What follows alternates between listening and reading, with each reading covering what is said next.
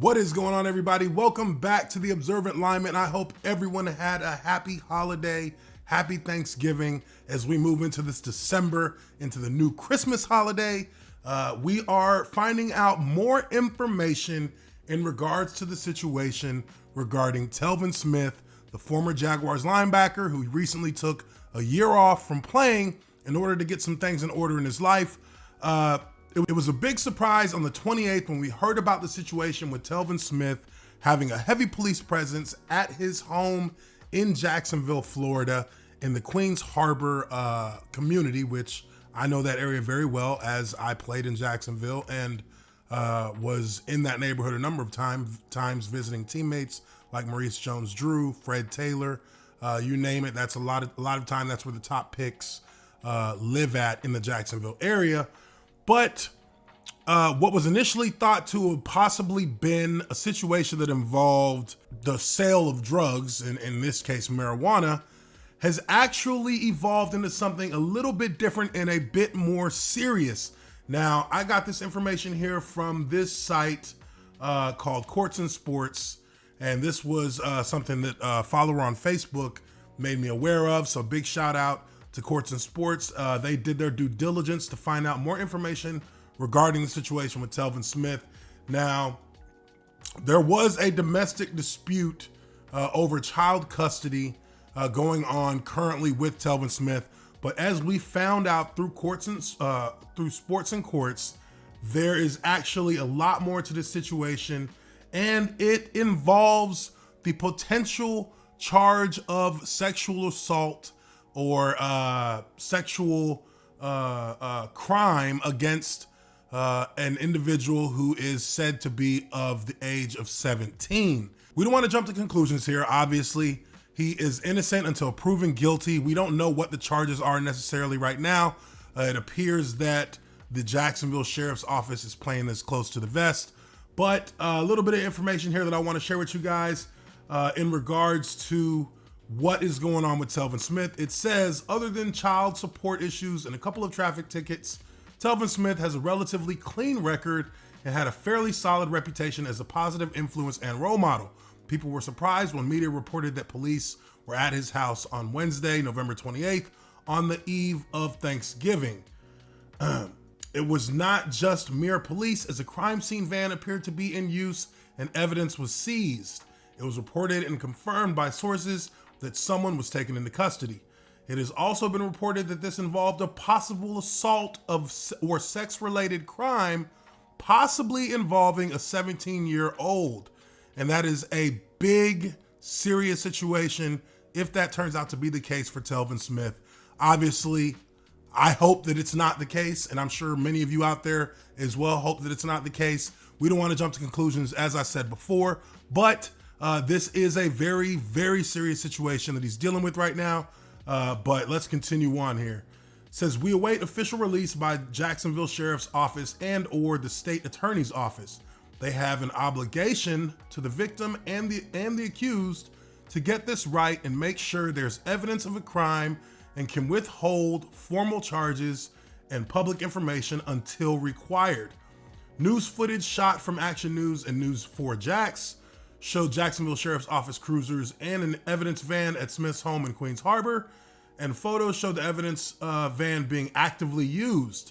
Some immediately speculated it was a drug-related investigation or falsely linked another case related to a drug bust, which is kind of what I spoke on in my first video regarding Telvin Smith. But that was obviously, now that we know more information, that was a little bit off in that regard. But sources confirmed this is not in any way true. According to the Times-Union, its partner First Coast News reported that Smith posted earlier in the day on his now private Instagram account. I read that to you guys in my last video, but it also says here, as all of this occurred after business hours on the day before Thanksgiving, people have been curious for information only to be left in the dark. So why no public information? As this reportedly involves an assault or sex-related crime to a minor, Jacksonville Sheriff's Office and the State Attorney's Office have an obligation to keep things close to the vest. Doing so also protects the victim and accused An accused is innocent until proven guilty. That's a key point. Innocent until proven guilty. We're not jumping conclusions. We are simply absorbing whatever information that we can get right here in the now. Guilt will be determined by a jury, which will immediately be potentially biased once this story is widely released. Okay, so, and they go on here to talk about police can arrest someone based on information from victims or witnesses or other parties about a crime. They have an obligation to make sure they have probable cause to make an arrest, and state attorney will determine if they can prove the cause beyond a reasonable doubt. Telvin Smith or anyone else linked to this case is innocent until proven guilty. So they're just kind of repeating the things that you come to expect. Now, this website, Courts and Sports, is actually a website that is started by a firm of former NFL agent and licensed attorneys that have licenses in both Florida, Georgia, Alabama, and some other states. I think DC is another one. DC and New York.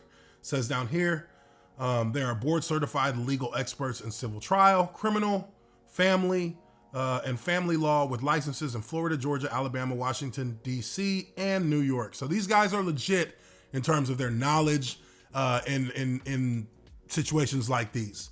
But just, a little bit about my perspective on this is, it's hard to really talk about a situation about a player getting involved with a potential crime that has to do with dealing with minors. Now, in this case, this potential victim is a 17-year-old. But again, it's kind of plays to that entire thing that, we have to know more of the evidence and more of the facts to actually come to any kind of logical or even reasonable speculation, because everything right now that you can think about this situation really is going to be busting out of left field, left and right. And we're really not going to have any real sense of what's going on in this case until we hear from the sheriff's office or from the state attorney. But I have been able to witness these kind of potentially criminal situations play out in my past, just hearing about things that are going on with other players, whether it be in college or whether it be in the professional level. These things are taken very seriously, and they can have huge consequences on somebody's life, whether they're innocent or guilty. And at the end of the day, it is best to just kind of have that wait and see attitude. So I just wanted to give you guys a kind of a heads up on what I have been learning about the situation. I really hope the best. I hope that it's a situation that is more of a misunderstanding than an actual crime. And I hope that if there is anything that proves his innocence, then that will be brought to the forefront. But also at the same time, if he is, potentially involved in something that's criminal and it is proven to be true, then, justice has to play out and he should be punished accordingly. But again, that is not me assuming that he's guilty. That's not me assuming that he has committed any crimes. I am obviously hoping for the best for Telvin Smith, because the guy was a hell of a player. And, obviously he was trying to get things in order in his life. And, this is something that is absolutely going to derail the ability for him to do that until he gets this whole situation cleared up. So I'm going to be hoping for the best for him and all parties involved. But tell me what you guys think. Leave your comments down below. Hit that like button if you like this video. Hit that bell notification so you can be notified each and every time I drop a video.